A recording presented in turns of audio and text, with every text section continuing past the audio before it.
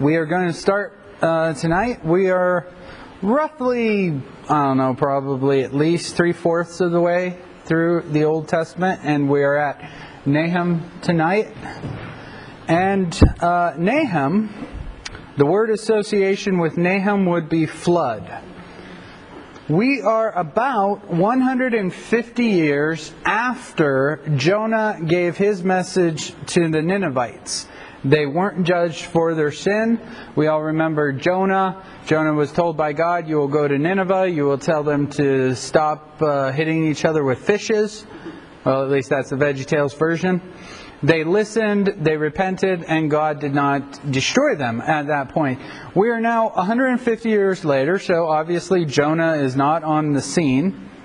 No king is mentioned in the book of Nahum. So we're at the classic, where do we date this book then? If they don't give us a ruler, if they don't give us something to date it, how do we date Nahum?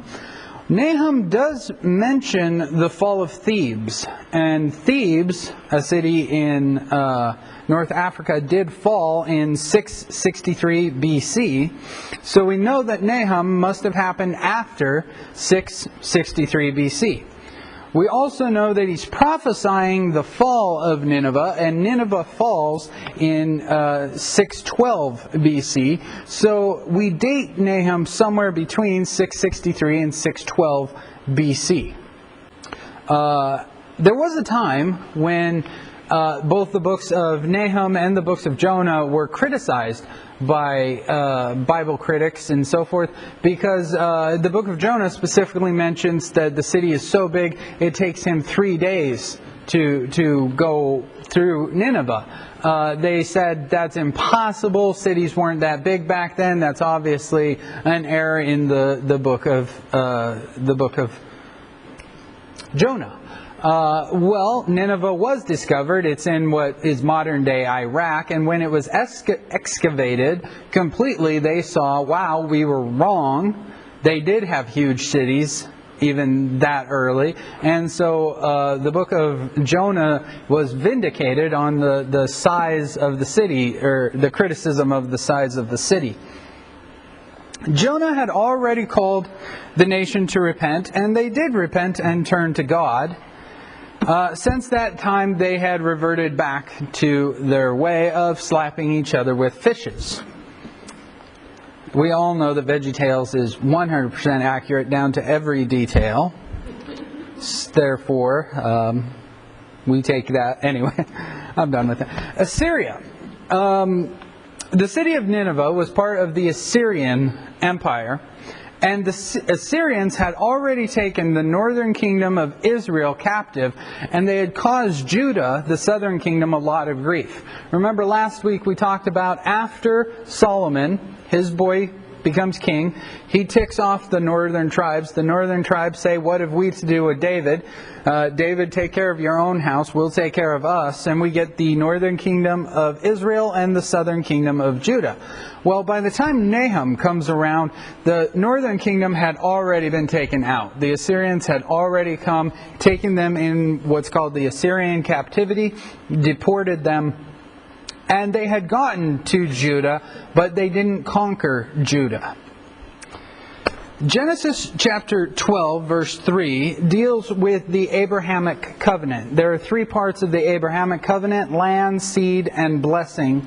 Part of the blessing clause is, whomever blesses you, I will bless, and whoever curses you, I will curse. Obviously, Genesis 12:3 is still in effect by this time.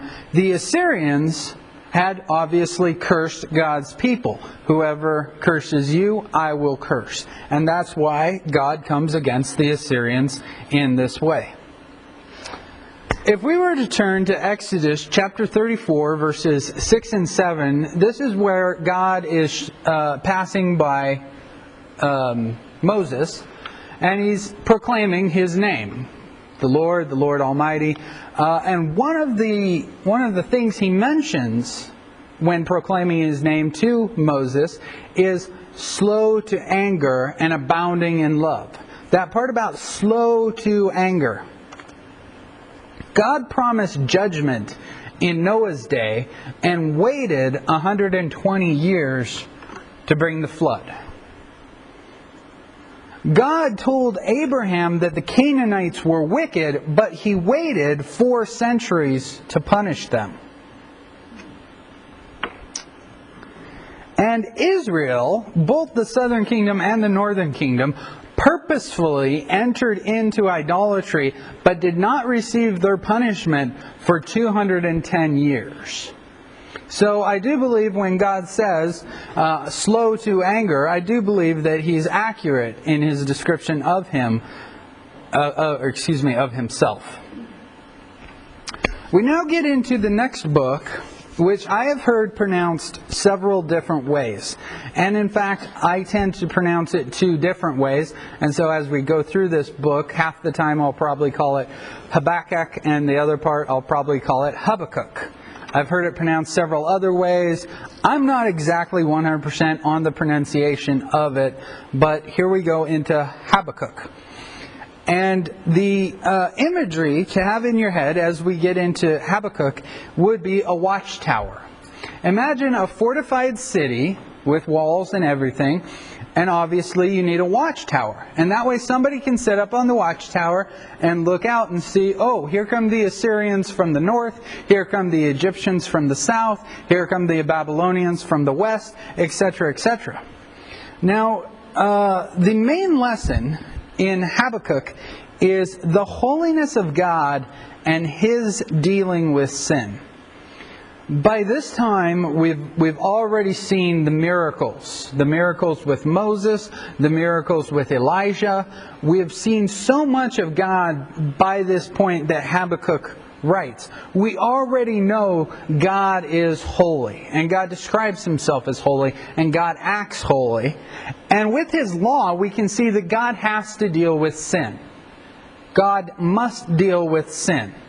And so here, Habakkuk puts these 2 concepts together: the holiness of God and His dealing with sin.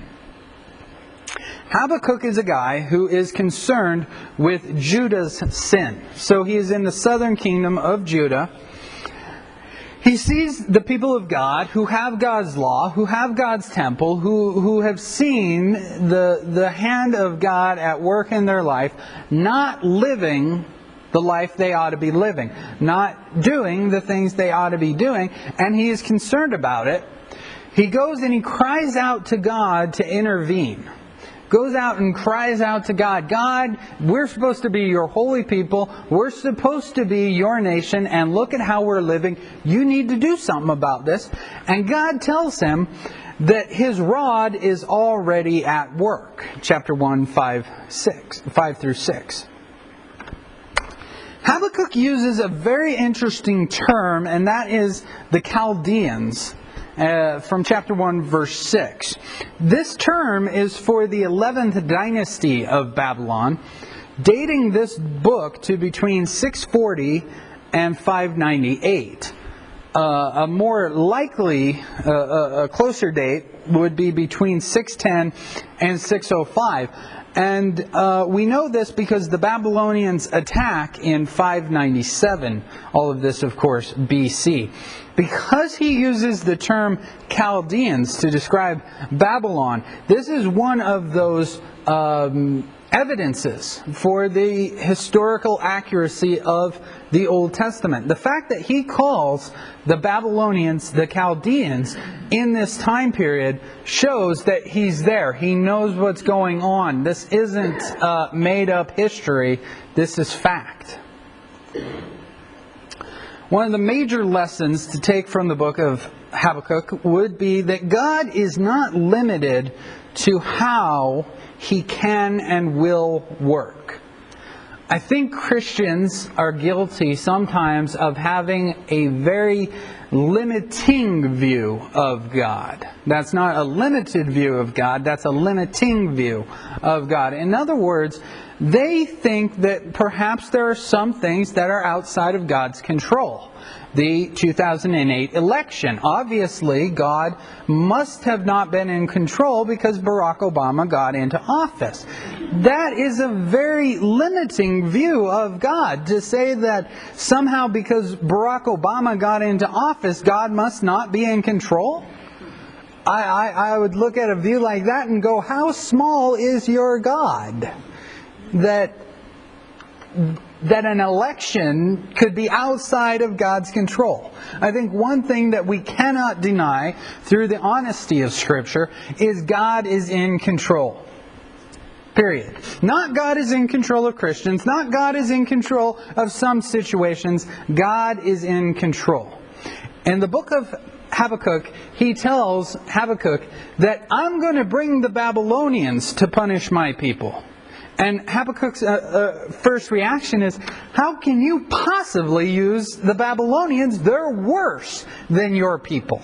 And God says, do you think you're telling me something I don't already know? I don't know if you quite get this. I'm God. I already know that. But I have a plan. And my plan, even if I tried to explain it to you, you wouldn't get it. I think that lesson is still for us today. If God was to tell us His plan, I don't think we'd still get it. Our next book is Zephaniah.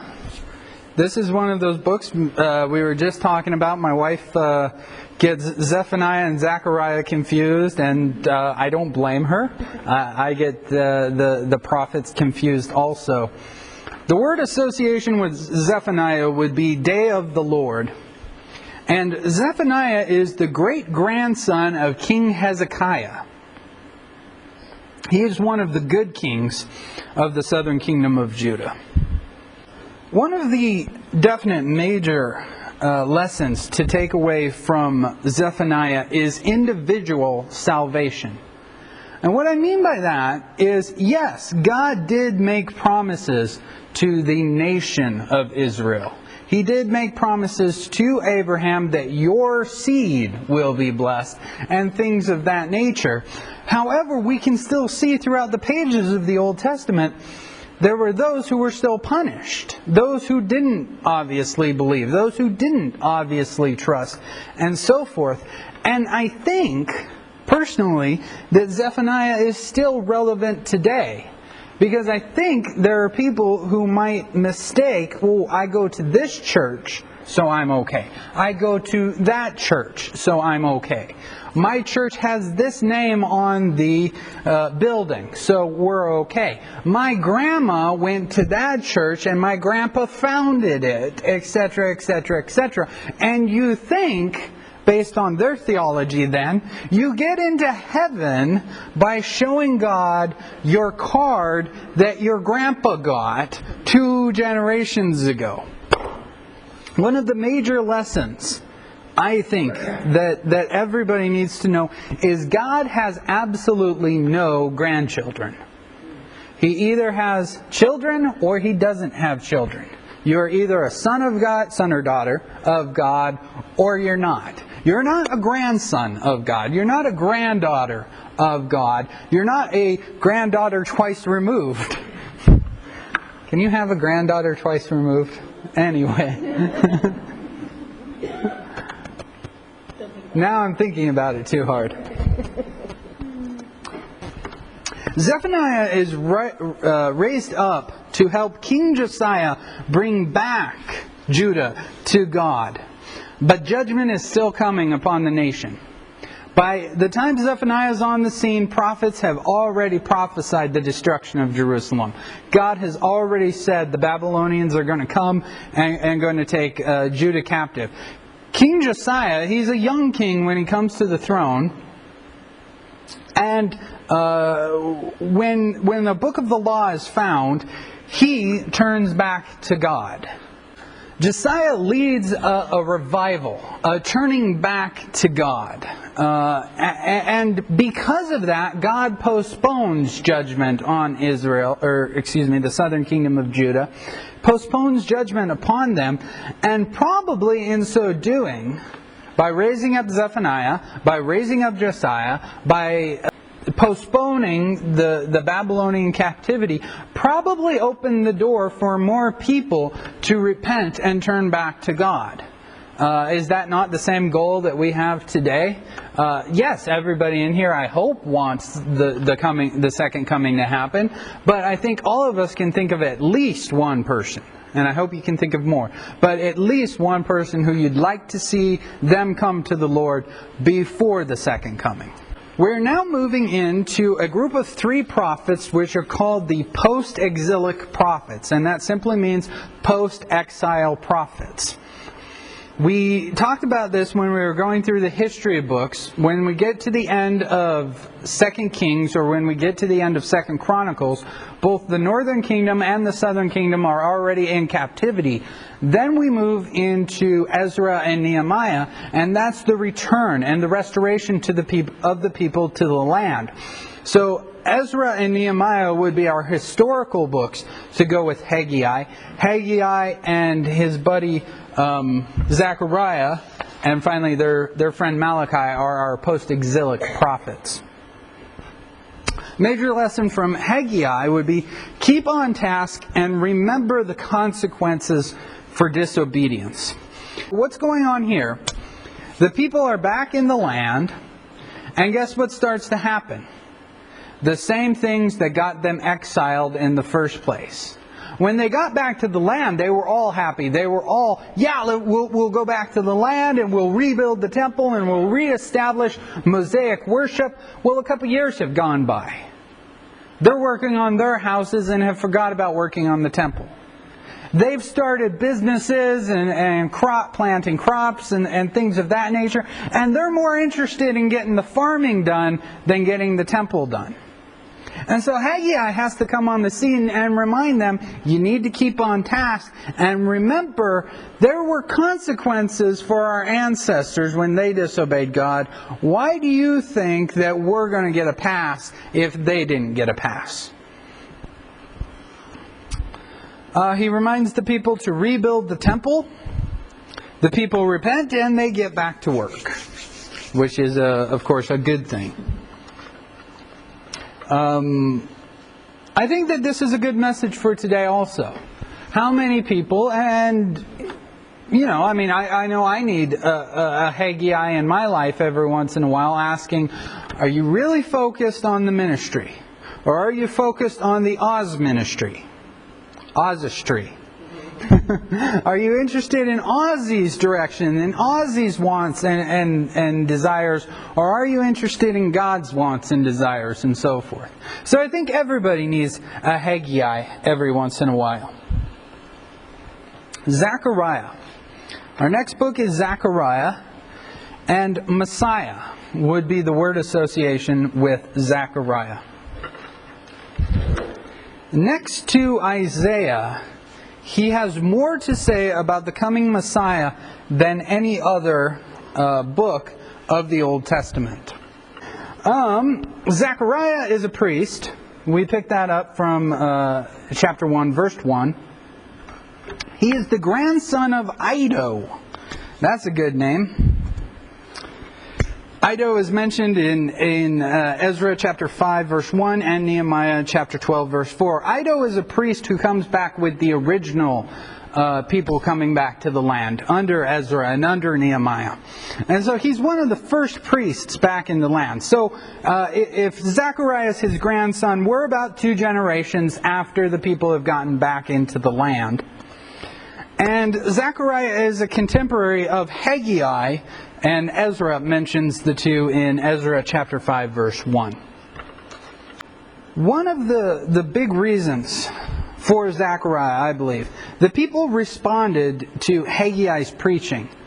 Haggai was raised up to tell the people, get back on task. They listened. They got back on task. And so God didn't have to raise up another Haggai to get the people back on task. He had to raise up somebody else. He had to raise up a Zechariah, who now, with the people on task, had to give the people some encouragement about God's future blessings. Not only are you guys getting back on task because it's the right thing to do, but you're getting back on task and look at how God is going to bring about blessings. And I think that this is truly a book for still today. We don't need to be Christians and do the Christian thing and read our Bibles and be nice Christians and so forth because that's what's nice, because that's what we're supposed to do, because that's how we should act. But we should do it because that's what God asks of it, and there are blessings to be produced from it. People will be blessed by our actions. We will be blessed. So it's a two-way street. Ladies and gentlemen, we are about to the end of the Old Testament. We are in our last book, and that would be Malachi. Malachi is by far my absolute favorite of the prophets. Malachi, probably more than any other, is a upfront, in-your-face, truth no matter how much it hurts kind of guy, and I like that about him. One of the interesting things about the Bible, and I mean the entirety of the Bible, from Genesis to Revelation, is the Bible will step on your toes. And it won't apologize for doing it. And when the Bible steps on your toes, you have two options. You can either let it step on your toes, or you can move your toes. But you cannot move the foot of God. And that's exactly what Malachi talks about when he talks to the people. He's the last prophet of the Old Testament, and the major lessons: take God seriously. Once again, the people had become lax in their worship. Once again, they had become lax in their lifestyle.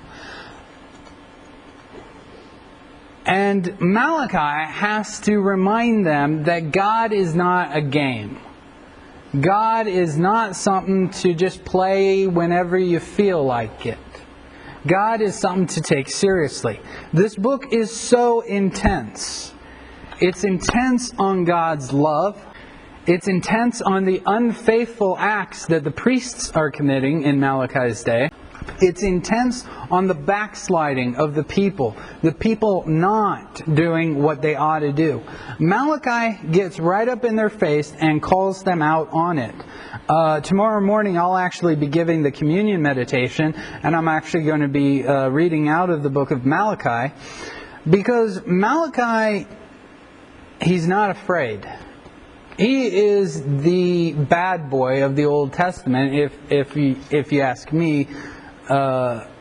He just calls it like it is. He says to them, why is there not tithing going on? Why are you not bringing the entire tithe into the house of God? Bring in the whole tithe, and that way there will be food in God's house. And then you get the only passage in the entirety of the Bible where God says, test me. Try me on this one. Test me and see if I can't outbless you. You think you can outbless God? God can outbless you. Malachi is so direct, so poignant, so honest with his message. And once again, it is a final warning, a last call, a take God serious. Let's do this for real. Let's not be, nonchalant about our religion. And that leads us into the intertestamental period. Now, that sounds like a nice big fancy word, but all it means is in between the two testaments, the Old Testament and the New Testament. It's a span of about 400 years, and we're going to cover 400 years in probably less than 2 minutes. So hold on to your hats. This is, of course, where Alexander the Great comes in. Alexander the Great, the Greek, he rises up and he decides to go for a walk one day and conquer the known world. Okay, it's more than a little walk, but he conquers the Levant, which is what we would call Palestine, Israel today. He conquers all of that. He conquers down into Egypt. Then he heads west. He conquers as he goes. He conquers as we get towards what we would call today India. Well, then one day his troops say, hey, we're not going any further. We're going back. And he goes, okay, I'm going with you guys. On the way back, he gets sick and he's about to die. His generals go into him and ask, who gets to take your place? He says something to the effect of, the strongest. And then he dies, leading to some wars between his generals over who's going to be the strongest. They try to divide up the kingdom. There's constant fighting, this, that, and the other. It's a really interesting time period, but we do need to get through it pretty quickly. Eventually, Epiphanes becomes the ruler of the Levant area, modern-day Palestine, Israel, etc. And Judaism is actually outlawed during this time period. He's the guy who puts a statue of Zeus in the temple. He's the guy that sacrifices a pig on the altar. He tries to get the Jews to eat the meat. He outlaws circumcision. He is really not liked by the Jewish people, which leads to the Maccabean revolt. The Maccabean revolt, a priest whose last name is Maccabees, he won't do the sacrifice to Zeus. His son, back him up, and they eventually get a civil war. Well, not a civil war, and an uprising going on.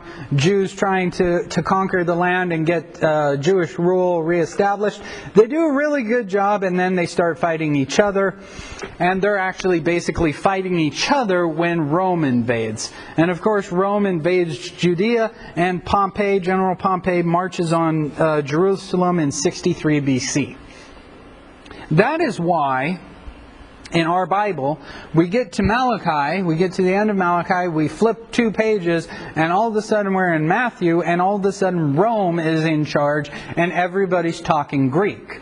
Before this point, back in Malachi, Persia is in control, and everybody's probably talking their native language or Aramaic or something like that. All of a sudden, by the time we get to the New Testament, Rome is on the scene, they're in control, and everybody speaks Greek. So what happened? Well, Alexander the Great, the Maccabean revolt, and Rome's invasion. Which leads us to our first New Testament book, Matthew. The Gospel of Matthew. Matthew, of course, is the former tax collector. He is also known as Levi. Matthew, like any writer, does have an agenda. He does have something to get across. He does have a major point. And his major point would be king. He wants the people to understand that Jesus is coming as a king. We'll look at some of the other major points of the Gospels as we go through them, of course. Now, Matthew is considered one of the synoptic Gospels. And the word synoptic means similar. Matthew, Mark, and Luke are incredibly similar in their storytelling and the events that they tell. John is a departure from it. It's a departure from the writing style, and it has different stories. And I don't think that John is interested in a chronological presentation. I think John is interested in John's writing. Matthew was written to the Jews, and that is why Matthew, more than any of the other Gospels you'll read, Jesus did fill in the blank. And Matthew will say, and that is to fill the words of the prophet, fill in the blank. Matthew's intention is to tell the Jews the Messiah has come. This is the Messiah. This is the one that the prophets talked about. And here's what he's doing, just like the prophets said he would do. Our next gospel is, of course, the Gospel of Mark. And Mark presents Christ as a servant. the one who came to serve mankind, to better mankind. About 90% of what is found in Mark is found in Matthew and Luke. This has led to the conclusion that many have, and that is that Mark wrote first. I'm not of that opinion. I don't think Mark wrote first, and I'll get more into why I don't think Mark wrote first. But many biblical scholars look at the material of Mark and see that Matthew and Luke have similar, and so they theorize that Matthew and Luke drew from Mark. They obviously had a copy of Mark. I'll deal with why I don't believe that in a second. Mark is the shortest of the Gospels, and it's probably the easiest of all of the Gospels to understand. It's written very simplistically. For some reason, we always give young Christians or people the Gospel of John, probably because it contains John 3:16. However, the Gospel of John is an incredibly deep Gospel. It has poetic literature. It has symbolic literature. It's very deep. The Gospel of Mark is very direct. It's short, and it's to the point. The author is John Mark. We, of course, meet John Mark in the book of Acts. He is Barnabas' cousin. And we get a very strange passage in the Gospel of Mark that doesn't appear in any of the other Gospels. It's found in Mark chapter 14, verses 51 and 52. This is where Jesus is being arrested in the garden. And in Mark, we read about somebody who's only wearing a bed sheet, somebody grabs the bed sheet and he runs away naked. People theorize that this is probably Mark running away naked. They theorize this because why would you write that if it wasn't you? Why would you include that if it wasn't you? Are you trying to get yourself into the book? As early as 95, AD 95, we have Clement I telling us that John Mark wrote the teachings of Peter and that Peter approved of this. Now, one of the big reasons that this is significant is because of the constant accusations pointed towards the Gospels, that they were written much, much later, hundreds of years after the events of Jesus' life. They were probably constructed by Christian groups who wanted to emphasize, their religion, and so they wrote these Gospels. Well, here you have Clement I writing that the Gospel of Mark exists in the first century, meaning that Mark wrote in the first century. Now, if you look at the date, 95, when Clement is writing, if the events of Jesus' ministry happened somewhere between 27 and 33 AD, 27 being the early date, 30 to 33 AD being the late date, we're talking about a span of only around 60 years. Does anybody know anybody who is 60 years old or older?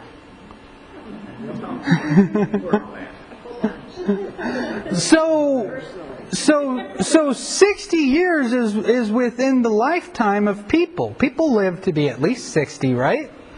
So if this is written within 60 years of the ministry, the life of Jesus Christ, and if it contained blatant lies, unhistorical facts, things of that nature, it's well within the lifetime of people who could hear about these Jesus stories, could hear about these Gospels and go, that's not how it happened. If you look at the Gospels, you get characters who we would probably list as minor characters. Nicodemus, Joseph of Arimathea, some of these guys, who their role is so insignificant. It's a very small role, yet they're named as council members, members of the Sanhedrin, etc., etc. Now, if I was to just up and make someone up, Billy Bob, and say that Billy Bob was mayor of Redmond just 20 years ago, how many of you could say, Ozzy's making stuff up? There was never a mayor named Billy Bob in Redmond history, let alone 20 years ago. That's what's going on here in the Gospel. The Gospel mentions historical people, and it's written in a timely manner that eyewitnesses are still alive by the time that they're written, by the time that they're published, by the time that they're in circulation. And if these people did not exist, then you would have enemies of the gospel, pagan, Roman, Jewish, writing books and saying that the Christians are making stuff up. You get nothing like that. You don't get favorable reports. You don't, in a copy of Josephus, which is probably manipulated, you did get some good reports. But you do get historical reports about, this group of Christians, this tribe of Christians arose and they did these things. But you don't get anything saying, and they made up stories about Sanhedrin members that never existed.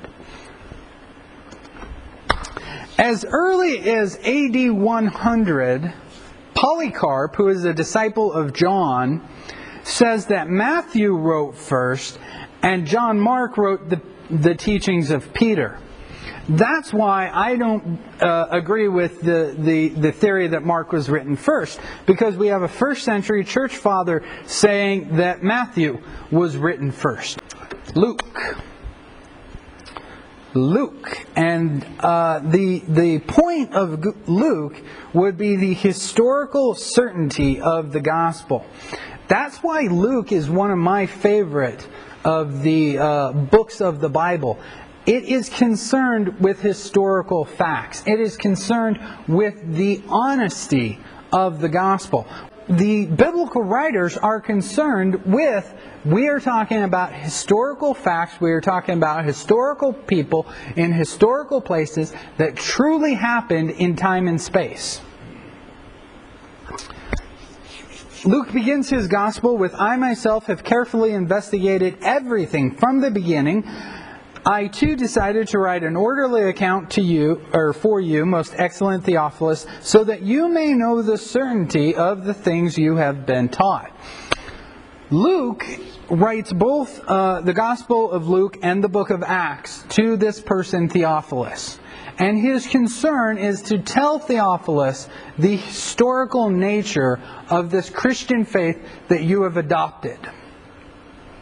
One of the interesting things you find with the Bible, and especially the New Testament, versus Greek, Roman, and pagan mythology, is oftentimes you get mythological characters who we don't know when they were born. We don't really know where they were born. And if they were born, it's more like they were born in an ethereal plane. They were born from... doesn't one god get his head cracked open and she falls into the sea and that's her birth? Isn't there something like that? No? Anyway. I think there's something like that. One of the other accusations often levied at the Bible is that the resurrection of Jesus is just a plagiarism of so many other gods who resurrected also at some point. Well, if you look at those myths about resurrected gods, usually we're not talking about what we would consider a resurrection. We're talking about a zombie, or we're talking about pieces of a god being reassembled into a Frankenstein type thing. And usually they're tied to the change in the seasons. Everybody remembers, I think it's Persephone, who has to go into Hades and has to stay there, and her mother Diana is sad that she's there, and that's why she doesn't let things grow during the winter. And that explains why plants hibernate during the winter. Those kind of mythologies explain nature and what we see around us. What about Jesus' resurrection explains the weather, explains the change in the season, explains anything like that? We're not talking about the same things. Therefore, I completely disagree with the concept that Christ's resurrection is simply a borrowing from other gods and other pagan beliefs about resurrections. Luke most likely interviewed Mary. There is a passage in the book of Luke. We are at the time when Jesus is left behind in Jerusalem. He stays at the temple. Mary and Joseph leave. They think he's with their relatives. They have to come back. They search for him for 3 days. When they find him in the temple, they're like, why'd you stay behind? What's wrong with you? We got to go home. Jesus says to him, didn't you know I had to be about my Father's business? And then it says, and Mary treasured these things in her heart. Now, how in the world would Luke know something like that Mary treasured these things in her heart? My theory is that he sat down with Mary over a cup of coffee and said, so tell me some stories about when Jesus was a boy. Well, let me tell you about this time he stayed behind. And when he said that, I treasured it in my heart and I pondered it in my... And he's like, oh, let me quote you there. That's my theory. Very, very likely, Luke was a Gentile. It's so likely that it's hardly contended. Paul, in Colossians chapter 4, lists 3 people saying that they are the only Jews with him, and then later he mentions Luke's with him. And so it's basically uncontested that Luke is probably a Gentile. William Ramsay was a Cambridge scholar who in the 19th century investigated the historical accuracy of both the Gospel of Luke and the book of Acts. He found that Dr. Luke had not made any historical errors. And you can read more about that. I do believe that this is good evidence for the Gospel of Luke. This professor was curious. He wanted to know if it was accurate.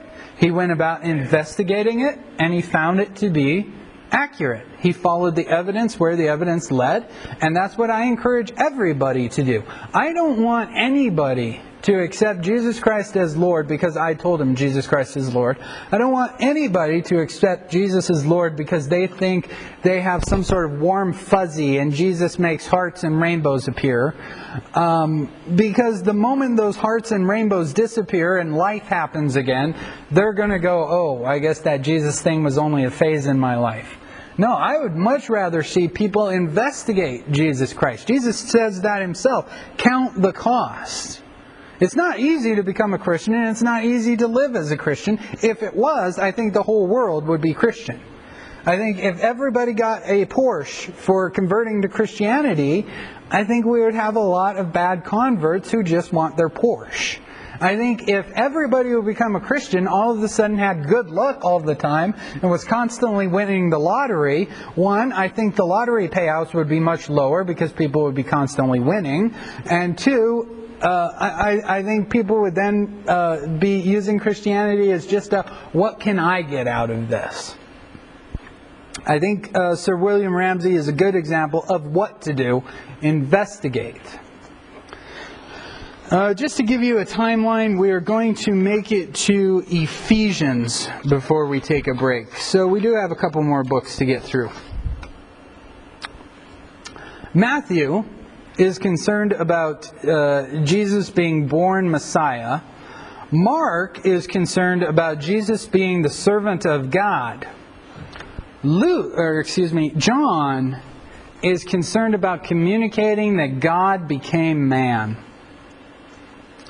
John did not use a scientific approach. Luke did, and they came to the same conclusion.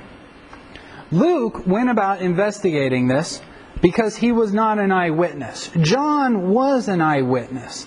And John's goal in his gospel is to communicate and to show people that God became man. So now we get into the Gospel of John. Word association with the Gospel of John would be Son of God. What John is most concerned about is communicating that Jesus is the Son of God. It is so unlike the other 3 Gospels. Completely different than the other 3 Gospels. The Gospel of John is very, very different. John has a very different vocabulary than the other Gospel writers. He uses words like word, light, believe, glory. And he uses them in ways that they're symbolic, they're metaphorical, they're to be interpreted, they're to be thought about. They're not to be taken literal, obviously. I like the original 1960, I want to say 67 version of Bedazzled, where Dudley Moore and Cook, do you remember Cook's first name? Peter Cook and Dudley Moore, they're discussing John 1:1. In the beginning was the Word, and the Word was with God, and the Word was God. Dudley Moore and his comedic abilities. So when it says he was the Word, what is that? Just a word hanging out in space? And Peter Cook, who plays the devil in the movie, says, I don't know, I wasn't there. And he does it in his British accent, which is so much better than my British accent, basically because I don't have a British accent. I want to deal with a couple things in the book of John, because a couple things in the book of John get twisted, I feel, in very bad directions, in very bad ways. The deity of Christ is one of the things that are absolutely emphasized in the book of John. Now, to say that, you might conclude then that John is the only book that deals with the deity of Christ, which I think is completely false. I think all three of the other Gospels clearly show God, man, Jesus. John is concerned about touching the heart of Christ.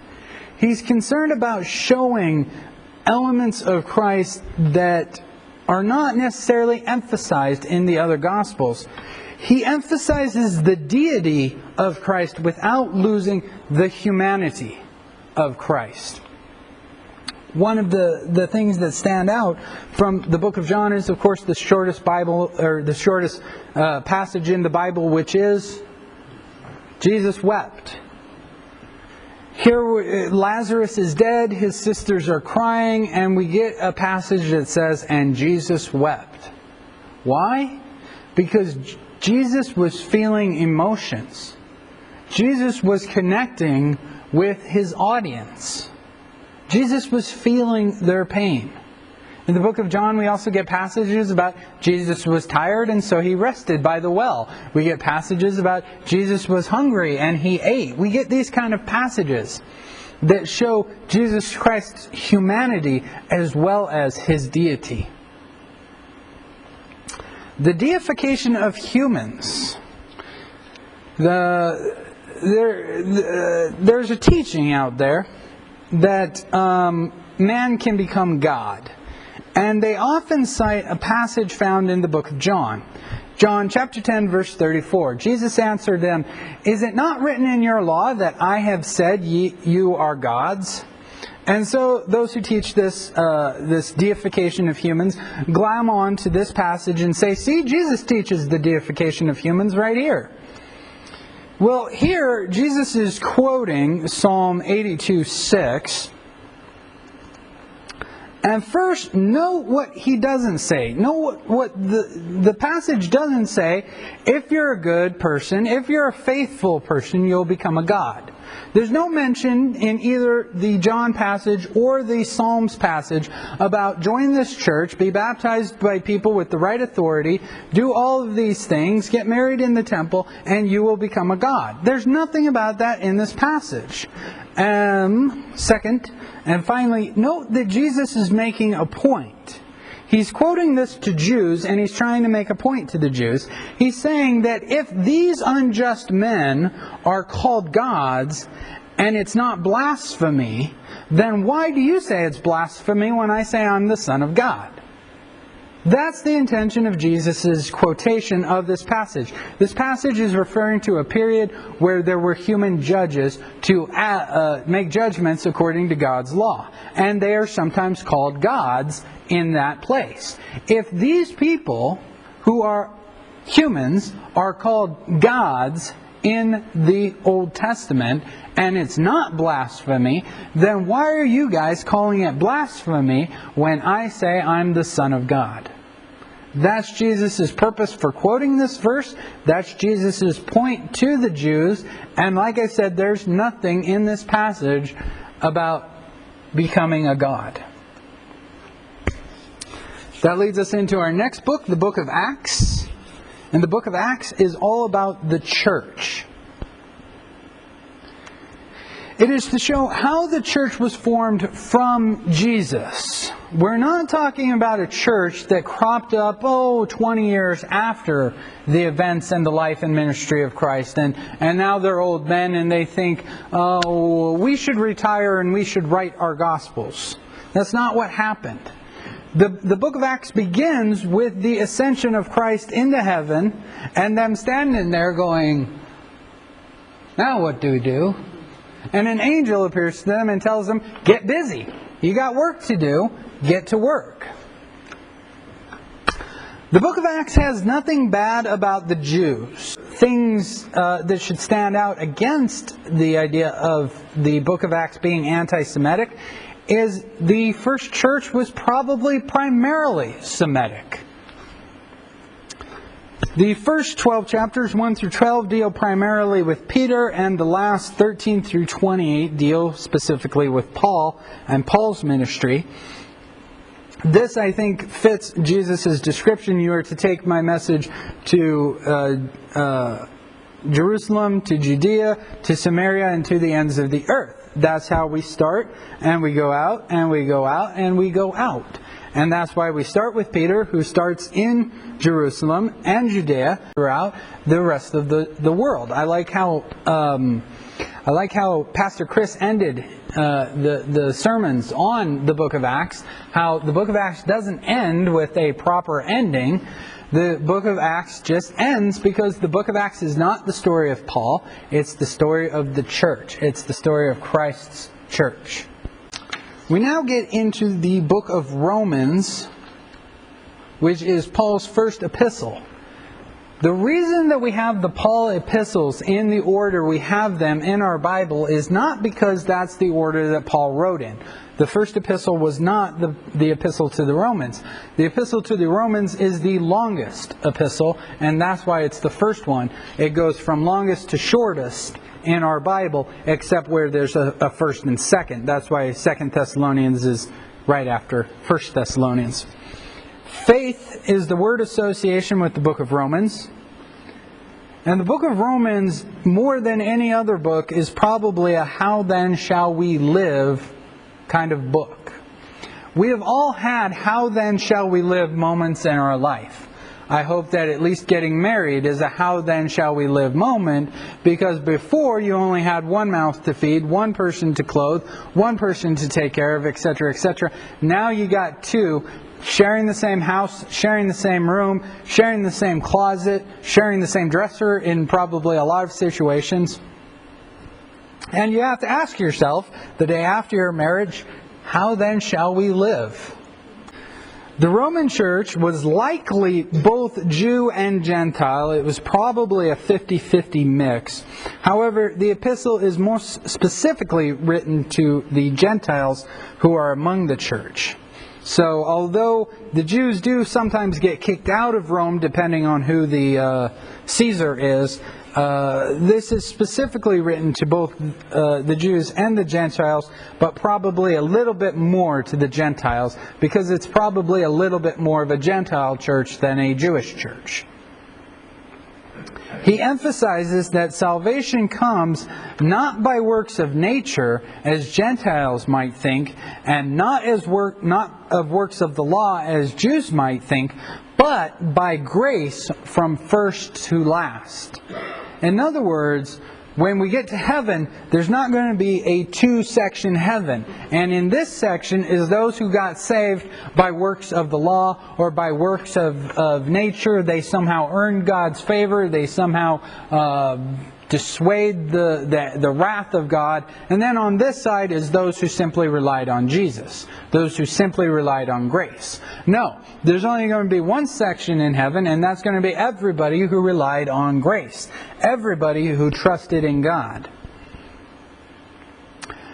Romans has directions for us. It has directions for our behavior. It has directions for our participation in society.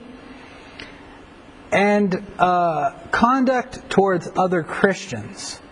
for some reason, Christians like to fight not always with outsiders, but with each other.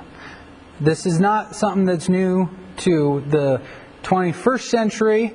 This is not something that's new to since the 20th century. This is something that obviously was going on even back then, and Paul has to deal with that. We then get into 1 Corinthians, which is Paul's heart. Paul's heart is expressed in the book of 1 Corinthians. And it's written to a church, basically like a church in Vegas. We're not talking about a church where a group of Christians decided we're going to go into Vegas and we're going to start a church and we're going to minister to the Vegasians, or whatever they call themselves. No, this would be a church that Paul went into Vegas and converted Vegasians, or whatever you would call them. And they are now running the church. And I would really, really hope that Paul, if he was to take the time to write a letter to PBCC, to the church here, to us, I really hope it wouldn't have to be a 1 Corinthians letter. Because the 1 Corinthians letter is you're doing things wrong, guys. You're doing a lot of things wrong, guys. We need to deal with what you're doing wrong. I would really hope that that wouldn't be Paul's letter to us. Major lesson from the book of 1 Corinthians would definitely be Christ's supremacy and submission to His lordship. Christ's supremacy and submission to His lordship. Paul emphasizes that Christ has to be number one on a list of one. Christ cannot be number one on a list of 5. Christ cannot be number one on a list of 10. And Christ better not be number 2 on a list of any number. Christ has to be number 1, and you have to submit to His lordship. This can correct social problems and church problems. Every church, probably once in a while, needs to take a break and ask themselves, is Christ our supremacy? And are we submissive to His lordship in our church?